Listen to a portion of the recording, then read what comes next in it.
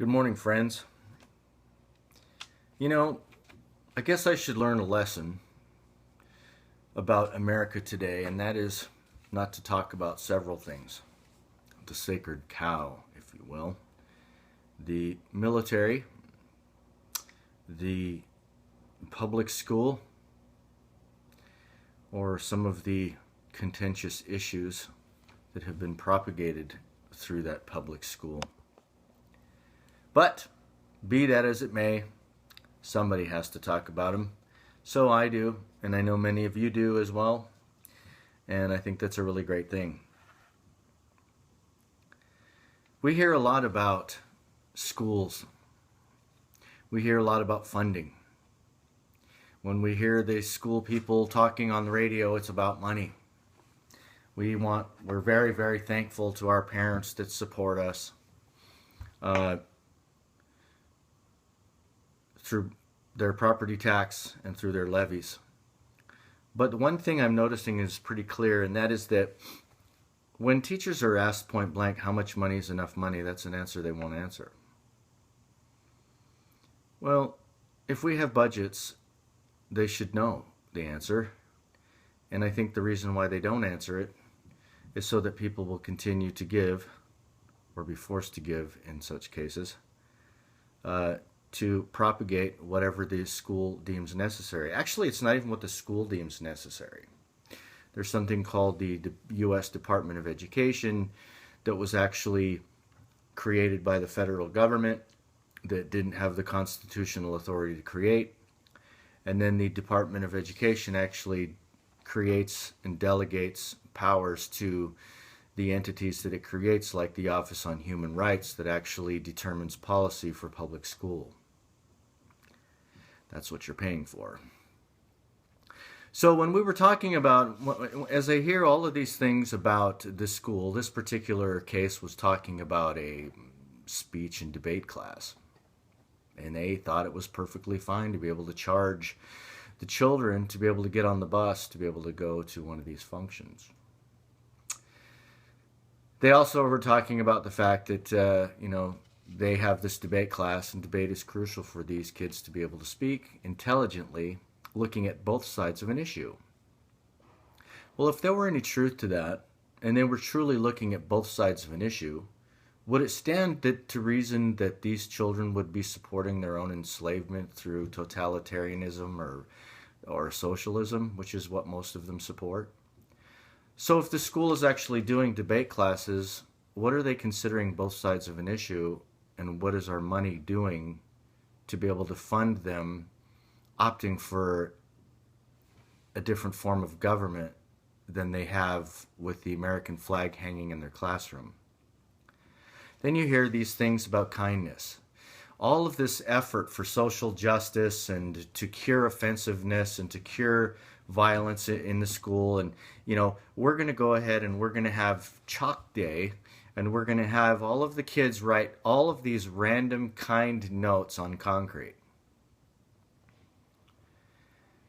If I could give a thought here, it would be that as our empire collapses, we are not more kind than we've ever been. We're actually less kind than we've ever been. And I would advocate for that the schools are actually creating a militant environment for our children, defending their worldview that has been warped by the public school. And your levies and our property taxes are paying for that. It's kind of funny, though. They always feel like we need more policy and we need more law, and somehow they can't differentiate between the two. And somehow they forget that the more laws we have, the more lawless we've become. And when we had less laws, we were more free. That's what your taxes are paying for. So, as I look at the Communist Manifesto, now you may laugh, okay? But let's just do a little basic assumption here. We've got 10 planks of the Communist Manifesto, and we've got 10 of the Bill of Rights. Now, I want to ask you guys this because it's important, okay? Why is it when we don't ask these critical questions about our children? This is our children's future. If we truly love our children and we want to protect their future, why are we so short-sighted as to be able to focus on their education and control every movement they make? Okay? They're taught how to think. They're taught what to wear. They're taught what to say. They're taught what not to say. They're taught all of these concepts that are anti-American. So in essence, they clip their wings, right? So when they clip their wings and with the school lockdowns and all of that stuff, how prepared are they going to be for the real life when they become offended because somebody's eating a marshmallow? Or I happen to utilize my freedom of speech supporting the traditional family and traditional principles of our Constitution. Now, have I become the offender? That's what your public school is teaching. So, you guys know this probably, but we have the 10 planks of the Communist Manifesto, right? We can look at the abolition of private property, right? Done through the 14th Amendment and with various zoning, school, and property taxes, also the BLM. That's huge right now. We've got number 2 is the heavy, progressive, and graduated income tax.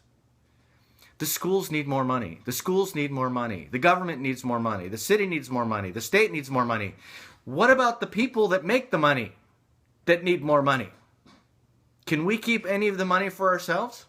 No. Are you kidding me? We're moving away. We're abolishing the traditional family. We're even abolishing local government in favor of regional government.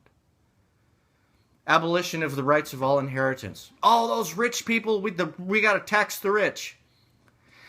My point is that all of the stuff that you're learning in school are communist, are part of the Communist Manifesto and part of the Communist agenda. Centralization of the bank, the free common school, what else is there? Centralization of credit in the hands of the state, and confiscation of property, and centralization of means of communication and transportation in the hands of the state, which we're moving to right now. So, if we actually look over towards the First Amendment and freedom of speech, we don't even have to go past the First Amendment to know that we're under attack. Now, if you merely say something that you're offended, you can't even say he, she, mom, or dad. You have to use terms like Z because the transgender community gets offended. What about us getting offended? Second Amendment, right to bear arms, that's under attack. Fourth Amendment, unreasonable search and seizure. They don't even ask you if they can search your car now. And you don't even need a warrant to do that now. Right? The rights of the accused, the trial by jury, expensive, whatever it is, what is it? Excessive bail. We already have that. They already doubled the taxes or the ability to be able to file in court. The 9th and 10th Amendment, nobody even listens to anymore. Those are the Bill of Rights, right? So my question to you in this long rant is, who are the watchmen on the wall? If you truly love your children, why aren't you paying attention to the 10 Commandments, the Communist Manifesto, and the Bill of Rights to be able to determine what your children are talking about? And why are you ignoring that? Why do you continue to support the public school, supporting levies, and supporting our children's enslavement? Can you even argue with any of the points that I've made today? They don't even understand what form of government we have, and they believe that rights actually come from the state. What is more totalitarian than that? Why are you not looking at this, and why are you not more involved in that? Everybody in the liberty community knows that totalitarians like Hitler and the rest of it have always talked about corrupting the young to change the future. And yet we continue to allow it to happen, and we think that it's going to be good for our kids. If I'm wrong in any part of this, please correct me. But we are perpetuating our own demise here, and we're setting our children up for failure. So have them enjoy their little fuzzy marshmallow cotton ball life while they're in high school. Because they will be absolutely ill-equipped no matter what we do from here on out unless we start looking back at some of these principles, and our children are going to hang for it. So, who are the watchmen on the wall? Are you a watchman on the wall? Do you want to be a watchman on the wall? That's all I have for you guys today. Love you, man. Bye.